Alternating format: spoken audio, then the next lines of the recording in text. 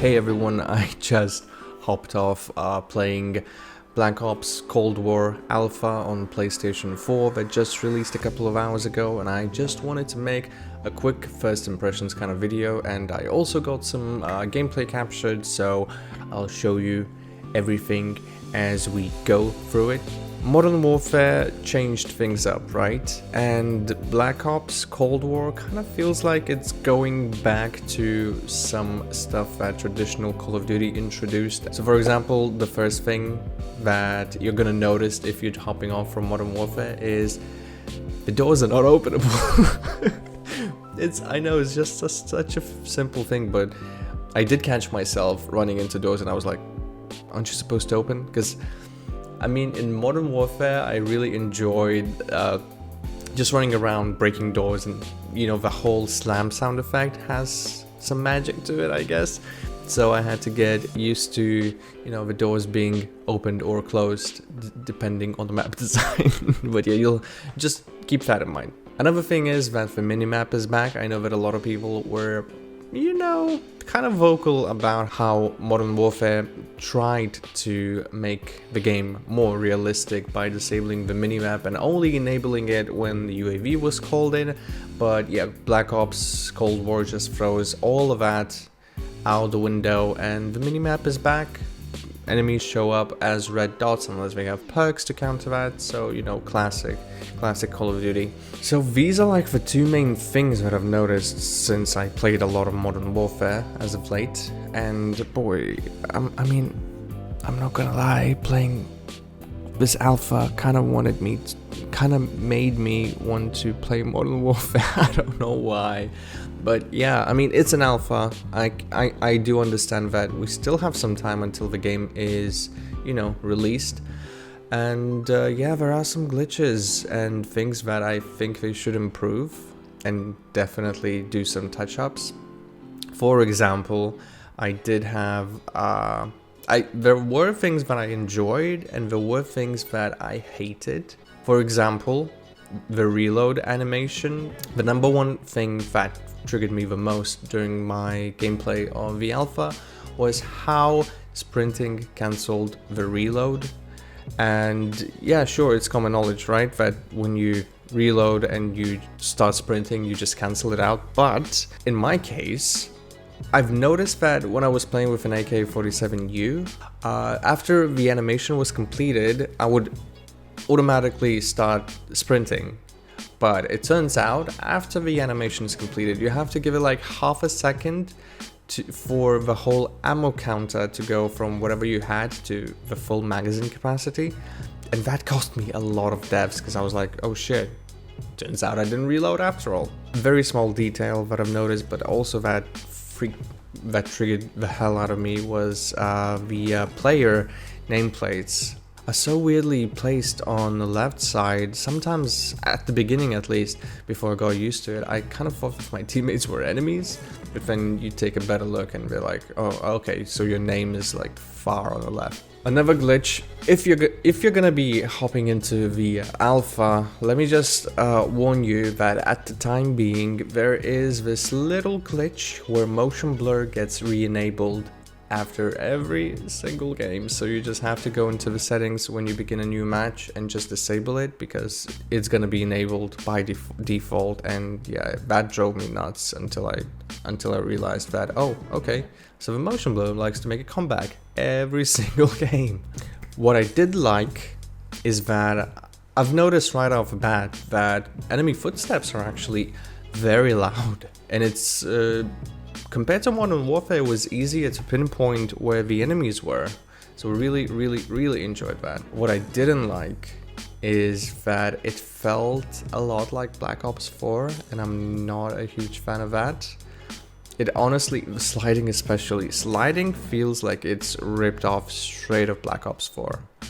And overall at the beginning when I was playing a couple of matches, I was like, oh, okay, so this is like just a Cold War skin on top of Black Ops 4, because it just feels like a slow Black Ops 4. But when you start sliding and we're like, what?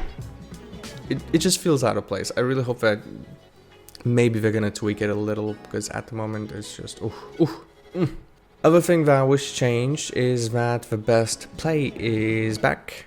Map voting is also back. I actually forgot how much I missed that feature.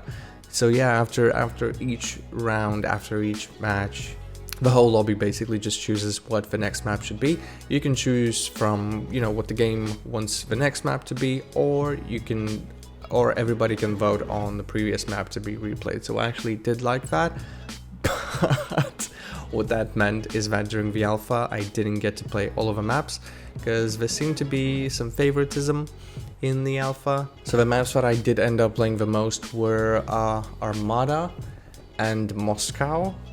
When I was like trying to wrap up my recording session and everything, I did get placed into some satellite matches, and I did like that map actually, but I didn't get to play on Miami at all. Like, I couldn't find a single lobby that was playing that map, so I really hope that if I do get to play a little bit more of the alpha, that I get to check out that map as well. So yeah, it seems like everybody just loves Moscow. But I did enjoy Satellite. But Satellite is one of the smaller maps actually. Moscow at first seemed a little bit too big because I did end up running in circles until encountering an enemy, but then you kind of get used to where the players group up, where you can spot enemies and stuff like that. So yeah, it becomes predictable. So it is kind of okay. I did get to snipe a little on Satellite map. And you know what, actually sniping is fun. I did pull off a couple of quick scopes. I haven't done that in ages, but yeah, sniping is actually fun. I would really suggest you try it out actually if you do get to play the alpha. I did enjoy it, not gonna lie. So I might do a little bit more of that as well. But at the time being, the gun that I ended up using the most was AK-47U. I did make a loadout class for the XM4, but I didn't get to use it as much. Also, they did change up the whole create a class system once again. Wildcards, if you remember them from World War II, make a return, and one of them, for example, is allowing you to get 3 additional attachment slots for your weapon. So basically in total you can get 8, and that means you can get every single attachment on the gun. I shit you not, my AK-47U loadout was literally the AK-47U with all the attachments. So I guess they might actually tweak that because it does seem a little overkill, but at the time being it was alright. When the game was announced, I remember when the influencer said that the AK-47 was overpowered. When I played, it felt powerful, it didn't feel out of control. Maybe they tweaked it, maybe they didn't, I don't know, but yeah, you have to keep that in mind. And another big change is that the kill streaks are gone. Score streaks make a return, and they basically count towards your streaks throughout the whole game. So I was rocking, what, a UAV, which was the first one, artillery, which makes a comeback from Black Ops games. Also Napalm Strike is back. Oh damn. And the iconic RCXD. And yeah, the last kill streak that I had, score streak was the chopper gunner, which was 6,000 points. I did get to use it 2 times, I believe. So yeah, but the recoil, as always, on that score streak was just like all over the place. My aiming was just jumping up and down. I'm not gonna lie, it did feel weird coming back to play a Call of Duty game on PlayStation, even though I did main all of the Call of Duty games on the console pretty much up until Modern Warfare came out, because this whole game I did play on the PC and I really got used to it. So imagine coming back to a controller with a very narrow field of view. I was shook. The first hour was just me getting used to, you know, the whole different experience. So I was like, oh shit, like I can't imagine that I used to play this sort of decently. So yeah, I was, at the beginning it was really just fighting with myself and trying to get used to the controls and how the game plays. But at the time being, since I was playing on the base PlayStation 4, I actually don't know what the native resolution of this is, but it did feel like it wasn't even 1080p and the frame rate was definitely not stable. Satellite did seem stable 60 most of the times. Moscow was dropping frames left and right, and Armada was a mix of both, I guess. So yeah, I really hope that the performance is gonna improve up until launch, but I'm definitely not getting this game on PlayStation 4. It's probably gonna be one of my launch games to play on the PlayStation 5, that is for sure. But yeah, I hope that they can optimize this and release the game in a good state when it's actually time to come out. But yeah, that's pretty much all of my first impressions. I really hope that they address the main issues, the main ones that the community is gonna bring up. And yeah, I am sort of excited for this year's Call of Duty, but I am still reserved. I guess I'll have to see if they are gonna make some changes when a beta rolls out. But yes, I really hope that you enjoyed the video. The alpha is live for every single PlayStation 4 player, so you can just hop into the PlayStation Store and snatch it. If you did play it, let me know in the comments. What did you like? What you didn't like? What triggered you the most?